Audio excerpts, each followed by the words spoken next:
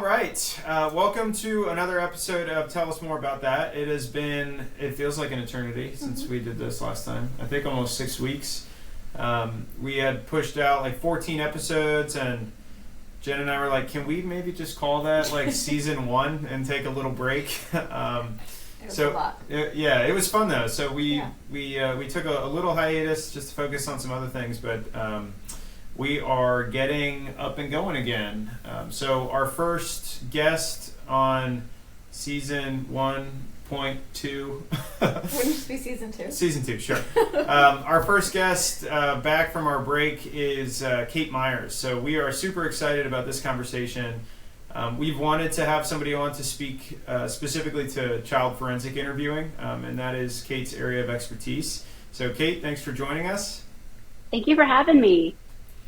Yeah, we got you. It looks like, are you at the office? I am. Is it the prison grade brick?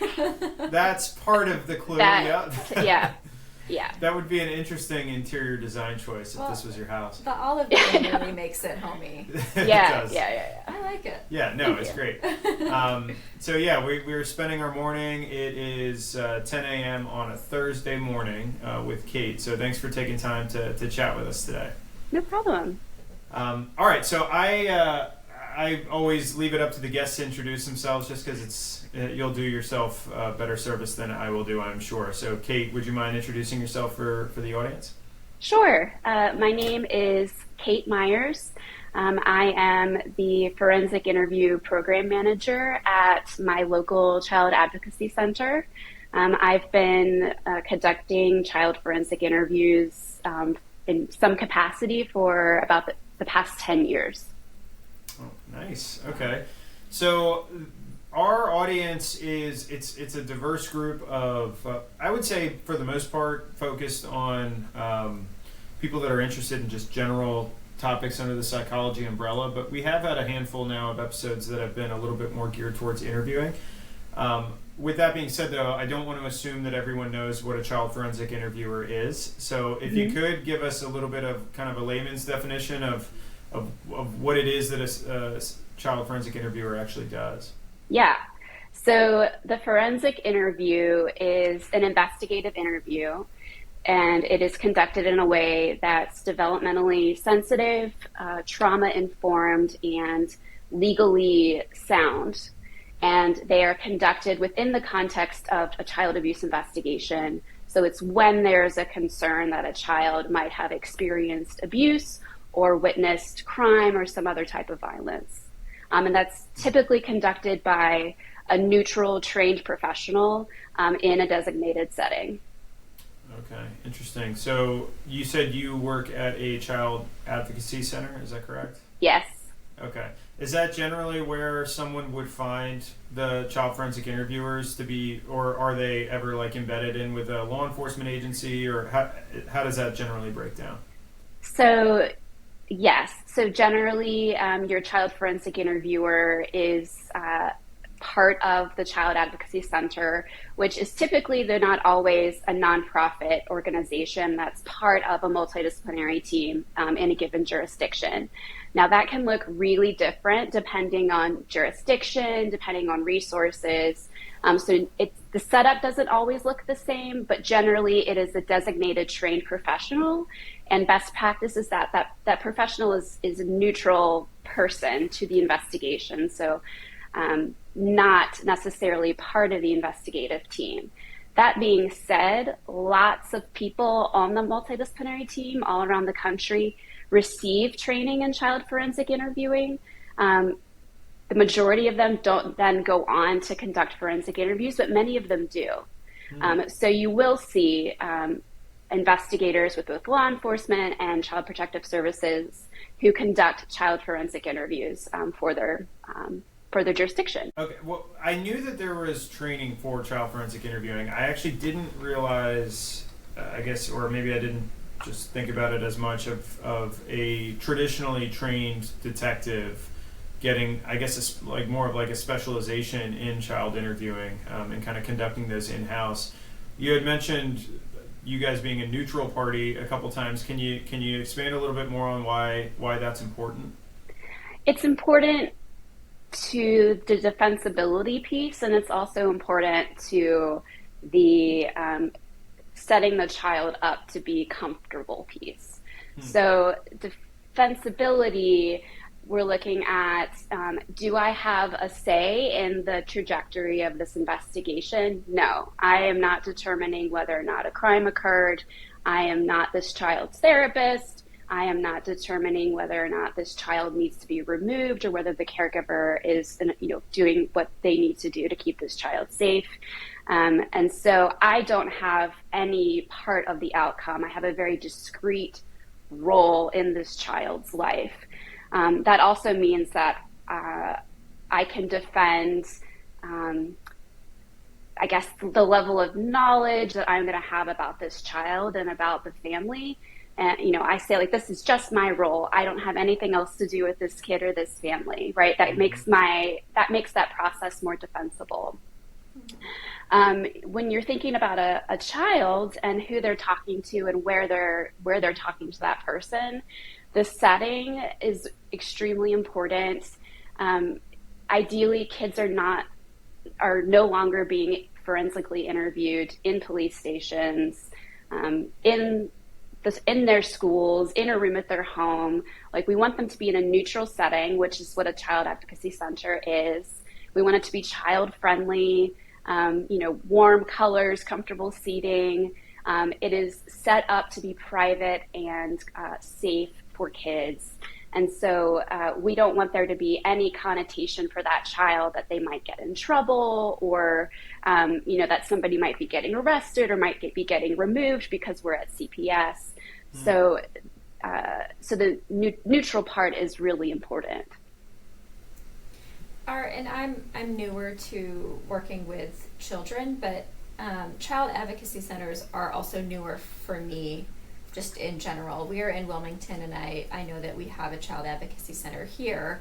Are they pretty typical now? Are they kind of becoming a thing that most areas will have?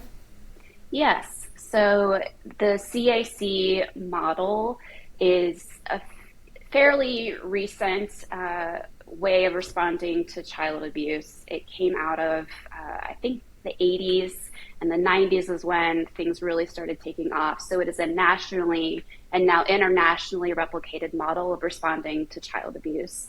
So the Child Advocacy Center, in an ideal world, kind of centralizes service provision for the child and also streamlines teamwork and communication for the multidisciplinary team. So before there were CACs, if a child disclosed abuse, typically they would have to run themselves all over to the different agencies that needed that information. They'd be going to the police station, they'd be going to CPS, going to the hospital. Eventually they'd be talking to the Commonwealth Attorney. If it went to prosecution, they'd be going somewhere else for therapy, right? So, like, obviously, I think most people can see that's not great for kids.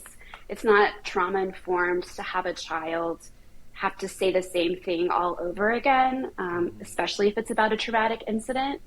The other thing from an investigative point of view is it's not good to have multiple statements from your victim or witness out there, because no matter what, those statements are going to sound a little different. And so you're setting your victim or witness up to sound inconsistent, which is not necessarily the case. That's just the way that we talk and the way that memory works, right? So we wanted to kind of bring that all together in one place to both reduce the trauma for that child and to streamline the investigation. So the CAC model should be like a one-stop shop for services and a way for the multidisciplinary team to come together so that the child is only interviewed a minimal amount of times, a lot of times just the one time.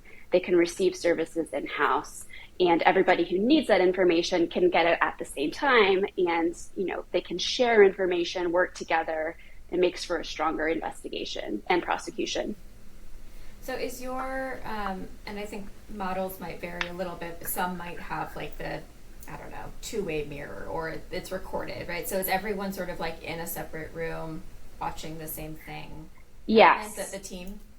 Yes. Okay. So best practice is that all forensic interviews are video and audio recorded, and I would hope that in the year 2024, everybody's doing that. Um, yeah, rooms are set up differently.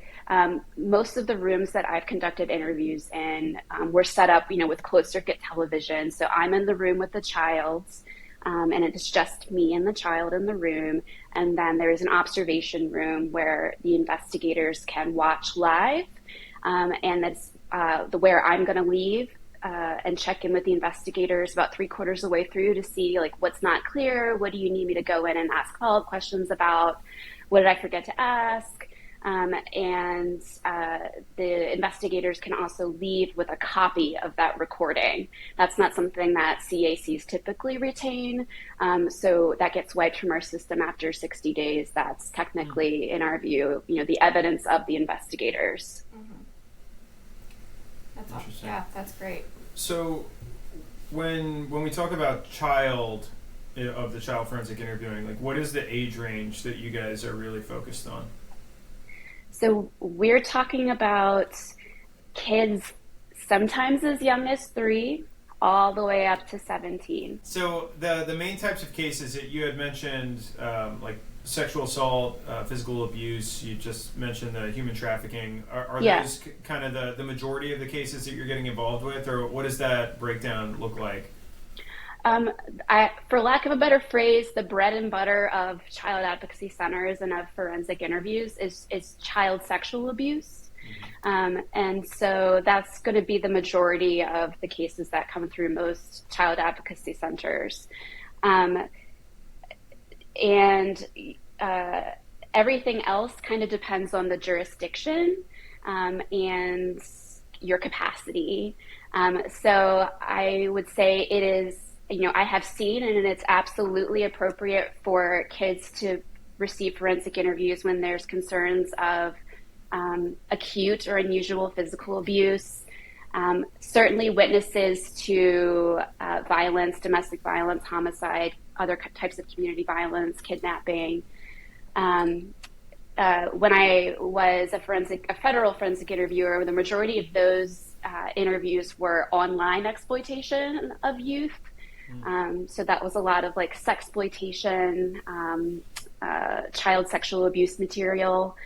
And, occasionally, depending on jurisdiction, you might be seeing trafficking victims as well. But I like to encourage investigators, no matter where I work, no matter what what we say in our code has to come through the CAC, like please think of this space and this process for all children who have experienced trauma that you need interviewed for a criminal investigation. This is, I think, a really good place for kids to come. And so we are open to seeing kids in all types of circumstances. So then the children that come through your doors, they are in an active criminal investigation. It's not, CPS or DSS was involved and they're moving a child from the home. Maybe they're in foster care and they're trying to get more information. This is like an active investigation with law enforcement involvement. Yeah, so it has to be an active law enforcement investigation and or an active CPS investigation. And it just so happens that those things are often concurrent. A lot of times we see cases with just law enforcement involved. Occasionally we see cases with just CPS involved, but generally law enforcement is almost always involved in the cases that come through. So the neutrality piece of this, if you have an objective to just get information from the individual, and it's not one way or the other. It's not to confirm one side or incriminate the other. To what extent do you want to be informed on the details of the investigation before you go in and talk to a child? Like, is there a strategy to knowing less so that there is not that risk of contaminating what they say, or what's kind of the approach there? Yeah. That's an interesting question. I think that has changed over time in the fields. I don't know of anybody personally that does blind interviews, but I've heard of that being done, and I think over time it's been done less and less. Mm-hmm. I think in the vein of that argument that like I can then say like I really didn't know anything about this allegation and this child, but I think what people have found is that you're not really setting that child up for success if you don't know anything about how they communicate, anything about like potential barriers to disclosure. There's certainly information included in the investigation prior to the interview that might be considered like externally verifiable or especially reliable, right? It's not just, this is information that's coming from one of the kids' caregivers. This is like, no, this is a mandated reporter that made a report after their child disclosed to them. So that's pretty reliable information that I can defend saying like, that's just a fact that was shared with me. That's not like a rumor that was shared about the family with the interviewer. So it can be really appropriate for the interviewer to know that there's kind of like hard facts about the allegation or about the investigation so far. And even it can be appropriate to introduce that information in the interview in a sensitive, defensible way. Sure. Again, to kind of facilitate the process and hopefully set the child up for success, and success just being like the ability to participate in the process. Well, then you said mandated reporting, and I'm from Illinois, and we're in North Carolina now, and the mandated reporting laws in those states are different, which I found interesting. Like in Illinois, you have to have certain titles, you're an educator or like part of the church or a therapist or there's a, doctor or whatever, but in North Carolina, and I think Virginia as well, it's anyone over the age of 18. You are like by law a mandated reporter, and if you have information, you can get a misdemeanor for not reporting it, but I don't think anyone actually follows up on that. But Kate, I don't know where you're located. Are the mandated reporting laws pretty open there, or? We're in Virginia. Okay. My understanding is that it is. I thought that in Virginia it was more narrow, that it was certain professions that were mandated reporters. Oh, okay. I did used to work in DC, and that was every adult. Every adult is a mandated reporter. So that made things a little less fuzzy when it came to kind of understanding obligations. But yeah. Yeah. I was curious. So I was a school counselor for many years, and I was working with elementary school kids this past year, and that was like learning a whole new. I went from high school to elementary, and it was like learning a whole new language. But I made a couple reports as a mandated reporter, and you either know it's going somewhere or you don't know it's going somewhere. And so I'm always curious, like how a child ends up kind of on your doorstep, and knowing now that it's an active investigation, but is it the investigators that bring a child there? Is it a caregiver or a parent or a therapist? Like, how do they typically find their way to you? Yeah, so I'm speaking like in super general terms.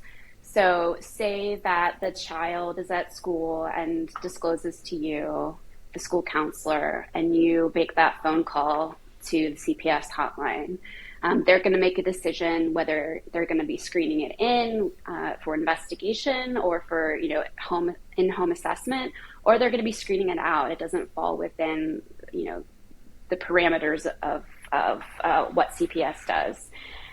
If the allegation includes a crime, ideally CPS is kicking that to law enforcement, no matter whether or not they're taking the case. And so ideally, like that kind of triaging is happening really quickly. Certainly with allegations of child sexual abuse, those can be pretty high priority cases to kind of figure out and to deploy resources for. So say that it's screened in and an investigator is assigned. Ideally, if there's a joint investigation, detective and CPS investigator are talking pretty immediately, like, hey, I got this case. I heard you got it too. Let's talk about what we're going to, like when we're going to contact the family, how we're going to contact the family, like what we know about the bad guys so far, if we need to like strategize around that. But the forensic interview typically is one of the first steps in that investigation. So a lot of times when investigators call the Child Advocacy Center, it's pretty immediately after they've received the case. So like, hey, I just got a case. It's a, they'll tell me about the allegation and the kid. And best practice generally is that kid is coming in for their forensic interview pretty quickly. So I have heard like throughout my career that within 48 hours, ideally, if that child is an active disclosure of child sexual abuse, whether or not it's historical abuse, whether or not there's imminent risk of harm, it's still best practice to get them into the CAC for a forensic interview when they're an active disclosure. So we try to arrange our resources to be able to kind of receive things that quickly.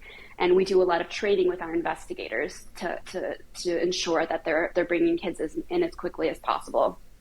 So, they've received the case, they contact us, we say, yep, we're available tomorrow at 9 a.m. They contact the family. Depending on the allegation will depend on how the investigators interact with the family and how much information they share. There's typically like very limited information sharing at the beginning just to protect the integrity of the investigation. And so they'll, tell the caregiver, usually, I'm so-and-so, there was a safety concern involving your child that got reported. It's really important for us to hear in your child's words and just make sure that everything's okay. We'd like for you to bring your child to the Child Advocacy Center tomorrow at 9 a.m. And most of the time, like that's kind of what happens. And so we arrange the appointment. The caregiver, the non-offending caregiver will bring the child for the appointment, and they will meet with one of our family advocates while the child is being forensically interviewed. So that is typically happening pretty quickly after a report. And again, that's very general explanation and also like pie in the sky explanation of how things should go once you make a report. Yeah. Do you ever have parents, not like show up at your doorstep, but do you ever have parents that don't have that exact process, get some information and like you're their first step? Or? Yeah, absolutely. Yeah. And so we have caregiver advocates here who are amazing professionals, and they will talk through that with caregivers, and kind of depending on the situation, they'll talk through their options, which sometimes will include like if you have concerns that your child has been abused, like here's how you can make a report, and they can help that caregiver make the report and kind of walk them through what it might look like after that. Sometimes it might not be a circumstance where it's appropriate to go that route, but maybe the child is at the point where they just need therapy. And so that's something our advocates will help direct them to as well.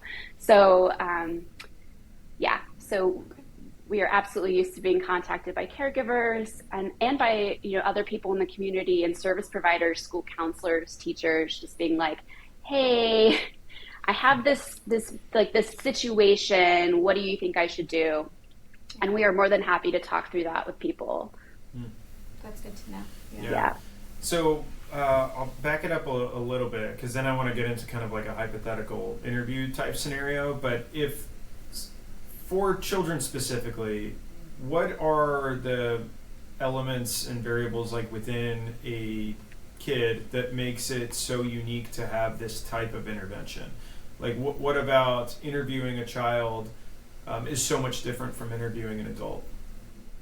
Have you met a kid? Yeah. So age is a huge factor in interviewing, age and developmental level.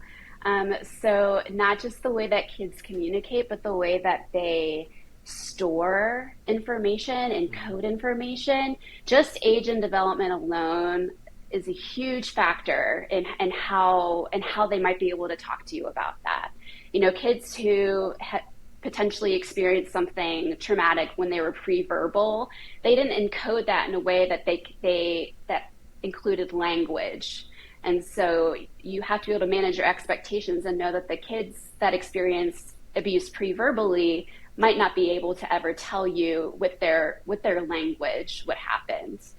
And so just thinking about that whole range of 3 to 17 and everything that the brain goes through in that amount of time, it's astronomical. Mm-hmm. And then you layer on, in our context, trauma, cultural considerations, disability can be a mediator, and just the fact that kids are not used to having conversations with adults like that. They're not used to being in non-didactic situations with adults where the adult doesn't have all the answers, and they're going to get in trouble. The kid's going to get in trouble for having the wrong answer, not knowing the answer, right? Like, that's kind of unusual.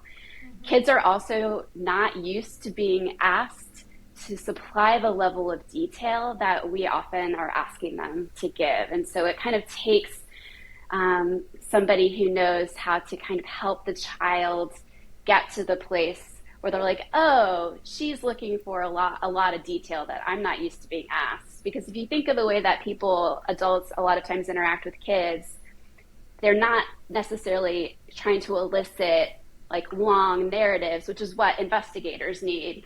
Like your kid comes home, how was your day? Fine. Did you have gym? Yeah. What was your favorite class today? Recess. Like, you're asking lots of yes or no questions. You're not asking questions in a way that they're gonna naturally elaborate. And so that's something that you have to kind of practice with the kid.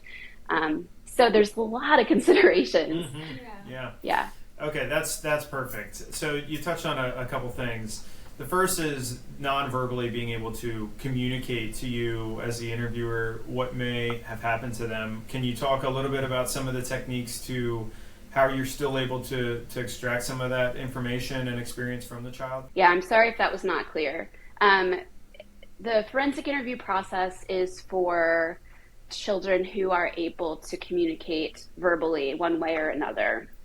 And so that is how I am trying to elicit information in the interview.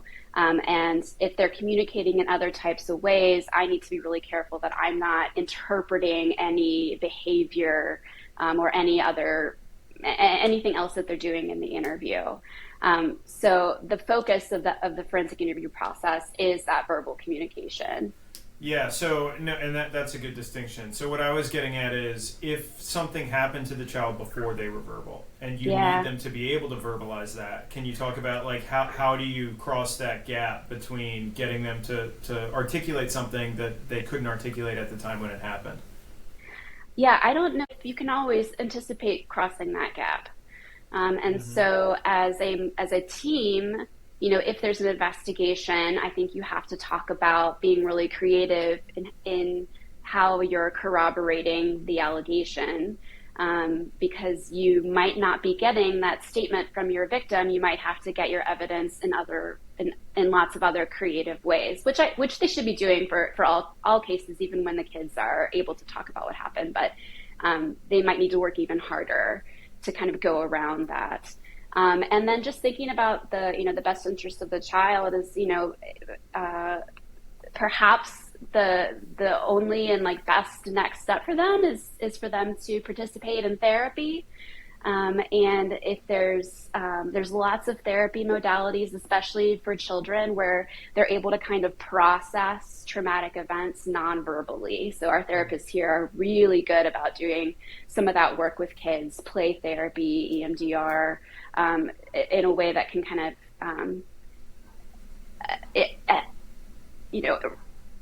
support the mental health of that child without them necessarily having to talk about like the event that happened. That's where I feel like that's got to be one of the hardest parts of that job. And when you said, have you ever talked to kids? That's why, like talking to kids is so tough. I don't even know, when Jen would come home from work and she would tell me about these conversations, it's funny how they evolved from when she first started working with that age group to when it ended, because it's almost, if you don't have little kids and you don't interact with that age group all the time, it's awkward. Like, you don't know what to say. It's not. It's like you're talking to something that's not even human. Like, you're just like trying to understand, but they're looking at you and have no idea what the heck you're talking about. It's almost intimidating because they, like you said, Kate, they look to adults for the answers, but the adults are asking them to provide like contextually complex answers. Yeah. and they're like, well, I don't know. Why don't you know that? And it's like, well, I'm asking you. And so we're talking about like that Spider-Man meme where you're like pointing at each other and looking at each other. It was intimidating in the beginning, because I was like, I know how to ask this question to an adult or to an older child, right? But a third grader, I'm like, I don't know. So it was intimidating. Well, I will say, like, that's one of the things that I think is really, like, once you've actually have done interviewing for a little while, you realize how freeing it is, because you don't have to know anything. And in fact, it's better if you don't go in trying to know stuff. You are just going in and asking more questions. You don't have to think of topics to talk about, because you're really just asking the kid, like, tell me what you like to do. Oh, you like to play Minecraft? Tell me about Minecraft. I've had like 500 kids explain Minecraft to me and I still don't understand it. Same. Yeah. But, you know, like, even if they're talking about something that I personally know a lot about, like, my role in that moment is not to, like, share what I know. It's to sit back and like, I want you to tell me everything you know or everything that you like about that thing. So in my role, I'm not necessarily having to bring that to the table. I just need to create an environment where I can get the kid to talk about what they know or have experienced. Yeah, I love that. So when you talk about how kids generally interact with adults, especially adults that they don't know or trust, so you ask these questions of like, how was your day? Good. Did you go to recess? Yes. Did you talk to or make any friends? No. Like, it's very like one word type exchanges, close ended questions. How do you kind of condition or prime a kid when they come in to be able to gauge? Do they even have the ability to give me more like of a narrative and more detail? And if you believe that they do, how do you get them to the point where their answers start to evolve into things that are more contextual and more narrative style? Yeah, that's a great question. There's typically like two main sections of a forensic interview. No matter what forensic interview protocol you're trained in, there's typically like the pre-topic of concern section of the interview, and then you've transitioned to the topic of concern. That's kind of like the second part. So that whole first part tries to accomplish exactly what you just said. So, you know, I spend time, and I tailor this depending on the age and development of the child that I'm talking to, explaining my role, explaining the room. There's a set of interview guidelines that explicitly lets the child know this is not a typical adult-child interaction. And so that includes letting them know, if I ask you a question, it's okay to say, I don't know. You don't have to guess. If I say something that doesn't make any sense, you can tell me and I'll try to say it in a different way. Even though I'm an adult, I definitely make mistakes. It's okay to correct me. And then there's, you know, practice examples that go along with that to kind of reinforce what we're going over. We do a bit of rapport building, which is exactly what it sounds like. It's trying to get to know the child, but at the same time, we're asking them questions in a way that we're going to be asking questions when we transition to the topic of concern. We do something called narrative event practice, which is an extremely critical part of like that first section of the forensic interview. And that is asking the child to narrate about a non-abusive, ideally like just positive event from start to finish. And that way they can get, and I will often tell kids this, like that way I can get used to the way that you talk and you can get used to the way that I ask my questions, because the way I ask questions can feel a little different. So I'll be like, all right, what's the last thing you did where you had fun or you had a good time? And kids will be like, I went to the pool yesterday. So I'll say, okay, I'd like for you to tell me everything you did when you got to the pool, went to the pool yesterday, from the beginning to the middle to the end, and don't leave anything out. And then they're going to hopefully tell me about the pool. And then as they're narrating, I'm going to kind of mimic the types of questions that I might be asking once we transition to the topic of concern. Okay, tell me all about the people that were at the pool. Tell me about the clothes you were wearing. What were you thinking when you were in the pool? Right, asking these like really broad, open-ended questions, trying to elicit as much narrative and as much detail as possible. And a lot of times when we finish that, again, depending on the age of the kid, I'll say, okay, thank you for telling me about going to the pool. That's just how I ask my questions. I just want to know everything that you're telling me in here with as much detail as possible. So that all of that in the front end helps the child acclimate to the conversation we're about to have, and it helps me get a sense of how they communicate and how they might be showing up for the interview that day. Yeah, that's perfect. So I'm sure there's a whole laundry list of different types of kind of background situation that you have before the child comes in. But let's take a scenario where you have sexual abuse that's been happening with the child, like 5 to 7 years old, whatever it may be, and the child has been instructed by the abuser, so the parent, whoever, the uncle, whatever the situation is, to keep this a secret. If you say anything, people are going to get in trouble. So they have been essentially threatened to keep this information private. When you then get into a situation with a child forensic interviewer where they're trying to get them to extract that information, that very information that they are terrified to talk about for those reasons, like, can you kind of talk through how that process, do you prime the kid and let him know, like, hey, I know you may have been told, or if you've ever been told, to keep things a secret, this is a safe space. Like, can you talk about how you overcome that particular unique challenge? Yeah, that is a not uncommon barrier to not just kids participating in the forensic interview, but to disclosing, period. Mm-hmm. So I think, one of the first things I would want to know as the interviewer is this child in active disclosure? Like, how did this information get out? Because if I have a child who's not in active disclosure, that is going to be a lot more challenging than a child who is.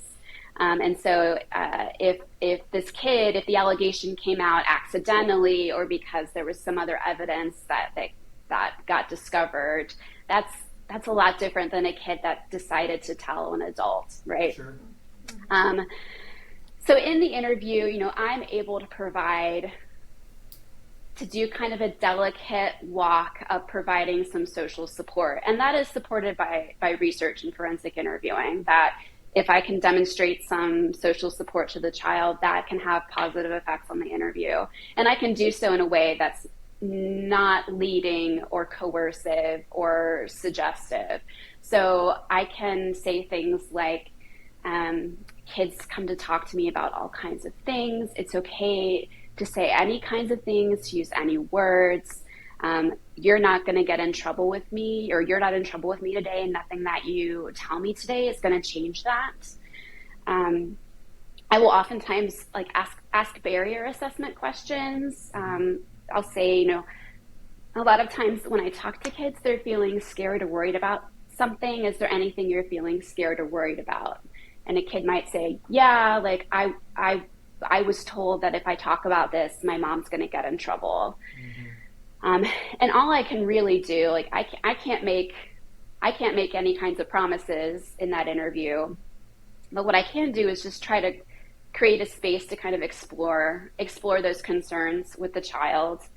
Sometimes we can kind of overcome them, and despite their worries, they will still go on to talk to me. But sometimes it's a real barrier to talking about what happened, and I sometimes have to respect that and talk with the team about about how we can keep this kid safe and still kind of respect the boundary that they're drawing that day. And our ability to do that's going to depend on kind of the level of risk of harm that there might be to the child if they don't talk about the allegation that day, and kind of how far we might need to try to push, for lack of a better phrase, to find out about the allegation before the child leaves there. But a lot of times we're able to say, like, okay, this kid is safe. They're saying, like, I'm not ready to talk about this today. And so my job as an interviewer, after kind of trying some of those things to provide some social support, to kind of explore their anxiety and see if there's other ways that we can overcome it. My job might be to say, like, I hear you when you say you don't want to talk about that, and that's okay. Sometimes people come back and talk to me a different time. Like, how would you feel about, thinking about coming back and talking with me again? And sometimes that can go a long way with kids, helping them feel like they have some control over a part of their lives that is wildly out of control. And so sometimes it's important for me to kind of sit there and respect that barrier that the child has put up. Yeah, especially if the sense of urgency and there's not like an immediate threat to the child's safety. I'd imagine that the prolonged relationship that you can develop with that child, and the next time they come, the level of trust they have with you, I'm sure is exponentially more than the first interaction that you were able to establish. And hopefully that yields more information. But that's pretty cool. So I had a situation recently where a friend had reached out, and they had a scenario where she had believed that possibly her son had been assaulted. She had minimal information going into it, but it was enough to kind of raise some concerns and red flags that I directed her towards the reporting process so that she could have her son interviewed. My question is kind of geared around like the time frame between the observation from the caregiver of potential concern to the time when the child is actually able to be interviewed. So that could be, like you said, if there was a disclosure made, that your suggestion was within 48 hours ideally, so that because there's some urgency there. But if there's no disclosure and it's just a concern that's introduced by the caregiver, I'd imagine that time frame's a little bit longer between notice of concern and conversation.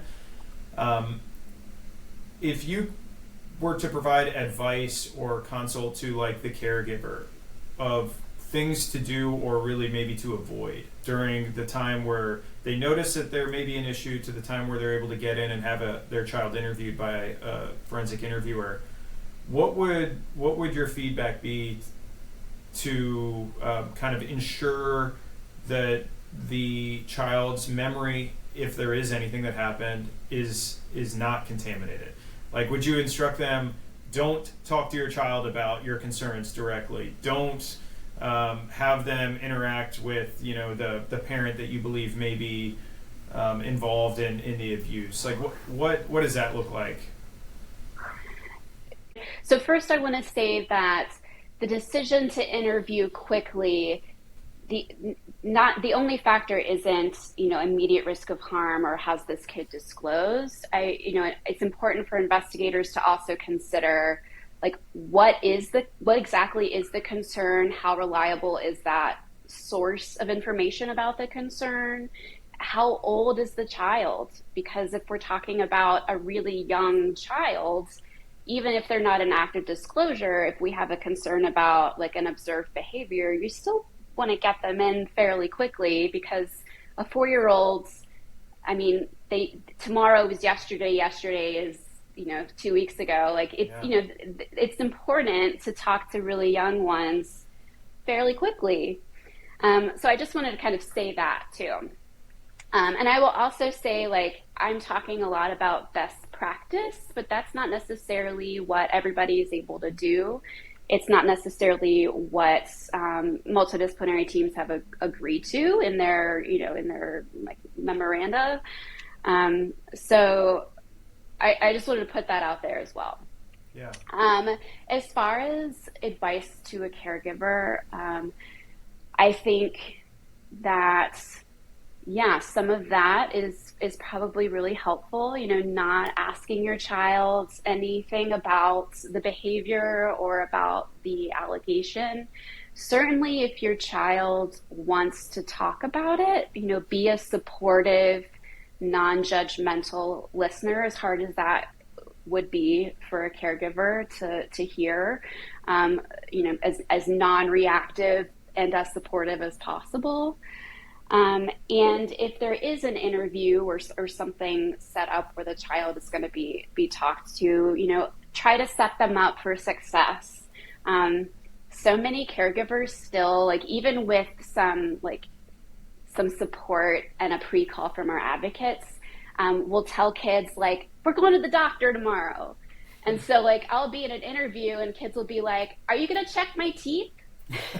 When are you checking my teeth? And I'll be like, I don't want to see your teeth. Yeah. Please don't show me your teeth. Yeah. And so, like, they'll tell their kids they're going to a doctor's appointment, that they're going wherever, right? And so, just setting them up to be like, hey, tomorrow we're going to go to a place that's a safe, comfortable place for kids, and a grown-up is going to ask you lots of questions. It's okay to answer that person's questions, and you're not going to get in any trouble for the things that you say. And it's just their jobs to make sure that kids are safe, and just kind of leave it at that. Like, that's not coaching. That's just, like, helping them understand what the process is going to be and giving them permission to talk about whatever or not talk about whatever. I definitely, that would be my advice. Okay. No, and that's really, really helpful. And I think in those situations, which I'm sure are common in the world that you work in, the caregiver is so worried about, the worst case scenario. And so that their kid can pick up on that stress and anxiety, and it makes their situation even more concerning when they have to show up to that office. So kind of taking that approach is really, that's helpful information. And I just want to, again, that is why the advocacy piece is such an important part of this whole system. There's tons of research that talks about how the most important factor in kids' abilities to or willingness to disclose abuse and then kind of participate in a subsequent investigation is a supportive, non-offending caregiver. And if you have a caregiver who is not supportive or is in crisis, or there's resource scarcity and they're not kind of able to focus on this issue, that the outcomes for that child might not look as good as if they did if they had a supported caregiver.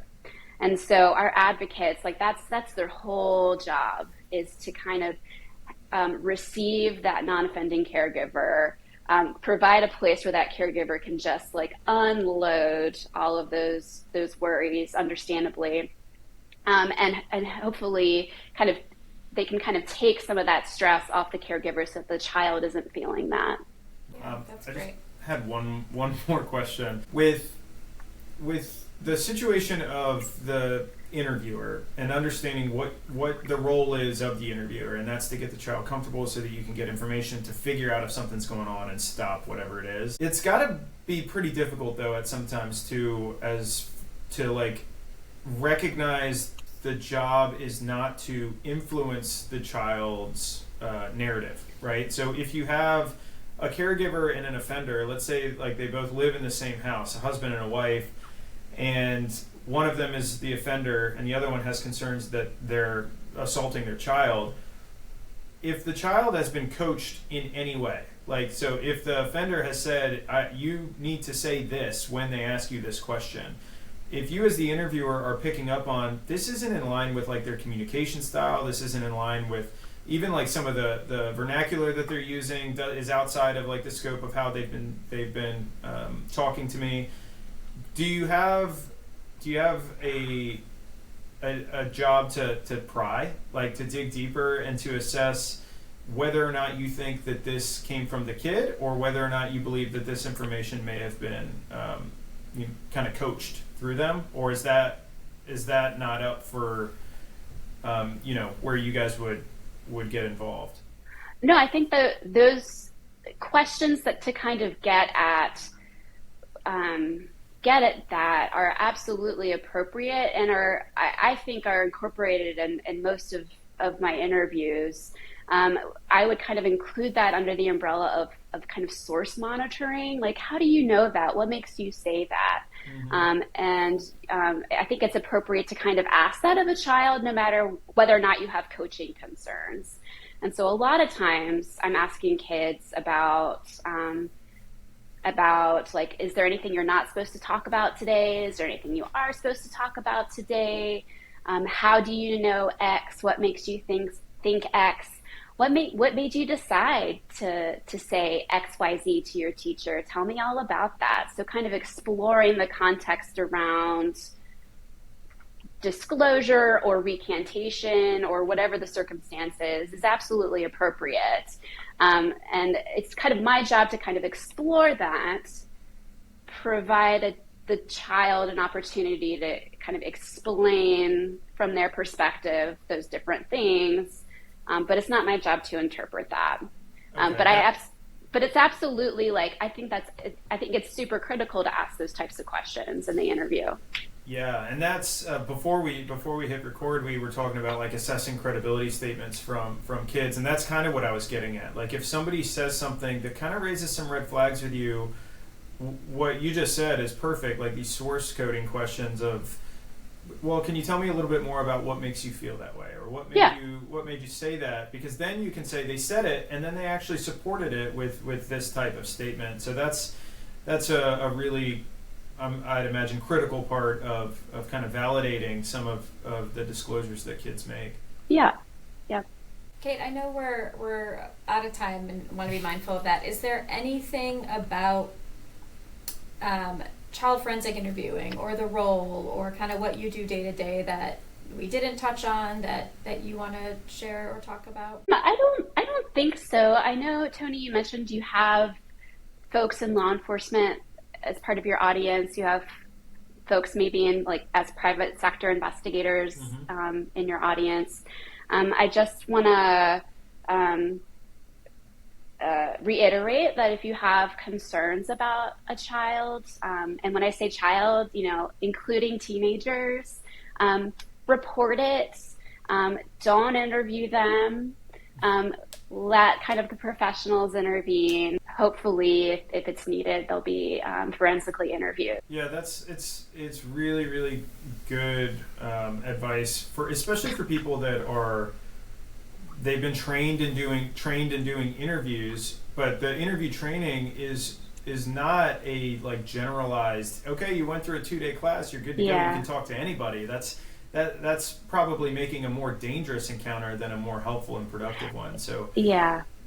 That's great advice. I have one last very quick question. If somebody their interest has been piqued and they're now very curious about, okay, well, I love interviewing and I do love working with children, how could somebody even like learn more about this path, this very niche path of getting into child forensic interviewing specifically? Yeah, so unless you are affiliated with a child advocacy center or with an investigative agency, it's probably going to be hard to get formalized training in forensic interviewing. There's a lot that you can read about the history of it and about the protocols that are out there on the internet. If you're interested in getting training as an investigator, if you go to the National Children's Alliance, they have a list of NCA approved forensic interview protocols. There's a handful of nationally recognized ones. They're all kind of based on the same research, but they all have kind of their little quirks and differences. And so if you're wanting to be trained in forensic interviewing, that's a list of protocols. I would say if you know or work with the CAC, a good way to get connected with forensic interviewing resources is to connect with your CAC and connect with your forensic interviewer, because they're going to be plugged in to trainings and might even be able to kind of get you into a training like as part of their team at a discounted rate. So some different ways you can get plugged in or learn. Okay, cool. Yeah, that's super helpful. We'll throw those in the show notes too, some of those links. But yeah, that's very helpful. All right, cool. Well, thank you so much for taking some time to jump on. This was super informative. This was great. Thank you so much. We appreciate it. Thanks for having me. Thanks for listening.